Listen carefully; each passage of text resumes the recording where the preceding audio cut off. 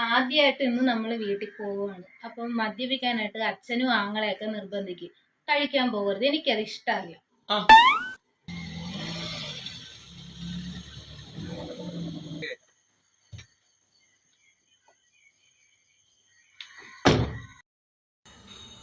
ആ അളിയാ വാ.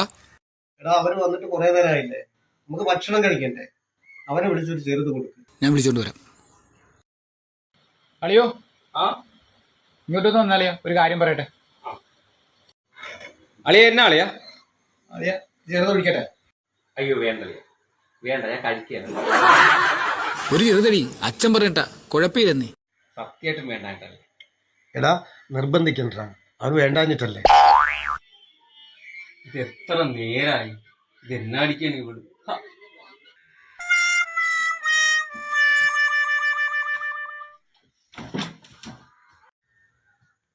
എന്തു പറ്റി അളിയ?